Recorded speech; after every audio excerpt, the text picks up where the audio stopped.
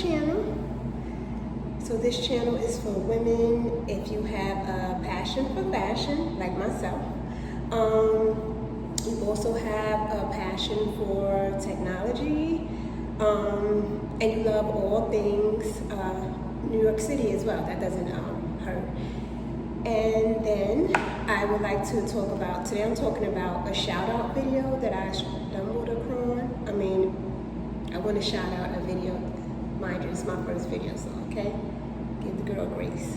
So this is a shout out video to another YouTuber who I watched, and her channel name is called Coco Cinemon, which I really like because my dog name is Coco. So that helps. I'll bring her on at another video, at another time, in another place. So again, my channel is for women who are interested in fashion. Also, you have a love for technology, which leads to my blog and my website name. Well, my website and my blog channel is also the same name, which is easy because it's fashion tech. And then my name is Norma, so it's easy. Easy, one word, it flows well. Same as the channel, same as all my social media channels. Okay, so in this video, she talked about how do you get a job in New York City in a year. I like it because it's, first of all, it's a blog format, and you know the girls, we love the blogs over here. Just kind of seeing how people operate in life. But her journey is, she talks about how she's trying to get a job into fashion in a year and how to break into the industry and seeing if that works for her. And just for you to kind of like follow her along on the journey, see like what her day-to-day is, what it looks like, the hustle in New York City. The video is about, she made it in December, so it looks like the start of the new year. She started it out because she has on like a coat, and clearly I'm in the summer in New York. But the key thing is that I wanted to just spin on that and just talk about my journey and like what I wish I knew, or someone would have told me, a little couple of things that kind of would have helped my journey along better. I kind of just got into fashion by way of freelance. So I am in New York City, like I said, and most of the showrooms in New York City, and this is, we talk about pre-pandemic, we talk about back then, was in the garment district. So I had a lot of freelance roles at showrooms. I did a lot of fashion showrooms. I helped with like getting the clothing ready, getting everything prepped, all of the behind the scenes. And this is when like showrooms still weren't like played out yet. Now you have showrooms, but they're more like on a design aesthetic to kind of just show it, look and lead. And this is when like you had to take the elevator up. So I don't know if you've ever been to the garment industry or you know about it. You kind of saw it like if you watched the show Project Runway, when you see them like going to move. So that's that same area where like all of the stores are at. So it's not anything out the blue that New York and fashion will kind of go together because everything's here. So yeah, so you would notice that they would have all of the like old school elevators going to the top or going to the bottom. And that was me. I had to kind of like help get the samples coordinated, making sure that they was entered properly into the system with the right SKU number. So this is when you kind of had to do everything manually. Now we have things digitally. So the younger generation definitely has it better than us, who like, we kind of had to grind and like really know the business before we could talk about it. Yeah, so it's just different now. But so I had to, like I said, input all of the line items, making sure that the garments matched exactly what it says. And if you know anything about sample sizes, they usually come in, usually like a size 8 is kind of like a standard size. And then for the shoe, it's usually like if you wear a 7-ish, it doesn't run true to fact, but it helps. But you can get some good steals. So that, you know, pivoting into fashion by way of freelance, like I said, I also did, you know, I was a receptionist at fashion companies. I helped out like the merchandise person. I functioned also as like a receptionist or executive assistant. So just, I have a good, well-rounded piece of experience in the industry, as well as current experience is pre-pandemic. I, you know, was sick of healthcare. That's another video, which I'll save for another time. And then I just got tired of working in healthcare.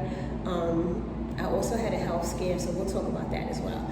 But that led to my pivot back into like getting back into fashion, which I've always had a love for it. I've done, like when I was 5 years old, I did, and this is before like anything was, what was it called? Pattern making was out, and then like draping. So I basically just like took some yarn, some fabric, and draped it for like Barbie. So I made a whole Barbie collection, and I was only 5 years old. Didn't go to school for nothing. So this is just like inborn stuff that came to me naturally. But yeah, so get back on track, get back on topic, because I kind of ramble on. But to get back on topic is what I would do now is, and what I did recently pre-pandemic, and I'm talking about 2015. I pivoted back into fashion by way of freelance. I was already known with a few recruiters who, a lot of them are heavily into the fashion and beauty space. A lot of different recruiters that I know already that I have a good relationship with, and I can talk about those websites in later videos just to kind of help you ladies pivot into fashion, or like if you want to get into them, and you can use freelance as a great way, as a way to springboard into it. And like I said, since I'm coming in with different experience, I wanted to kind of help the newer generation get in, and you know, some people that go into FIT, which is a very competitive school to get into. Your portfolio got to be right. You know, it's very picky. It's very, I won't say picky, it's selective, which anything good is going to be selective. And then for people who, you know, maybe you didn't get to go to FIT, and maybe you felt like you missed the boat on that one, but you still have a love for the industry. Excuse me, I'm also getting over a cold. Let's talk about that right here. So if you have a love for the industry, or you want to get into more like the merchandising and the styling part, I also helped with that, putting the contact sheets together, and like I said, working with the merchandisers, making sure that the SKUs match, making sure that the garments fit. I also helped out like backstage in Fashion Week before. This is when it was like Bryant Park. We used to have Fashion Week in the tents, and you know, it was a lot of volunteers coming in, and that was a freelance role too. Like you can get freelance and get into the industry that way, or at least help out, or they'll have your name on the volunteer list. And then that opened up the door to me also helping out at trade shows. So I have a good wealth of experience that I think that I know would help the younger ladies come in and have a good time, and have someone that could kind of pivot, help them, show them the way, you know, and skip all of the fluff, especially now because it's even more competitive with the job market, and fashion jobs is definitely still there. But then I have some other ways that you can get in, like I have some product lifestyle stuff that you can do, some product merchandising tips that you can also use to pivot into fashion. So a lot of different ways that can help you if you have an interview in fashion, or you're getting an entry level, how to score an internship. If you do have your first job, what do you need to say, that kind of stuff. I also offer fashion coaching, because like I said, just coming from knowing the industry, and I had roles all the way up to senior manager, and that was only because like when I was in health, like I told you guys, when I was in healthcare, I had a healthcare, and it's funny working in healthcare and had a scare, ain't that something? But due to the industry, so I pivoted out. That was my way out, and then I got into fashion. So then I was able to use like my digital skills, because I'm also in digital marketing. I was able to use those skills as well to kind of like bring all of those together. So when the role opened up for me, it was both digital and it also was fashion. So I got to help out in a lot of the seasonal campaigns, knowing what it entails, helping out with the e-commerce shoots, the flats, the stills, counting them up, working with the sample coordinators, working with the merchandisers, knowing how to target emails, what's coming down the email list, soft launches from the regular launch. So yeah, I have a whole breadth of knowledge, which is not going to be free. It's going to be free at first to sprinkle you guys in. And then the goal is to really give you a real toolkit that you could use and run with. And you can even use that to, if you want to start your own e-commerce business, which is something I have going on too as well. In the background, it's still like under testing. I have a couple of different products that I'm testing, and I'm using certain retailer, which I won't name now because there's too much drama going on right now with that retailer. But that's where we're at. And then this is my book that I have, which it matches my hat today, which I thought it would be cute, right? Can't talk about fashion on the fashion channel looking a hot mess. So that's what we're going to start with. So I love this. I still use this even though I work from home. Right, it's like a nice flap. You hear it? Like you can hear it.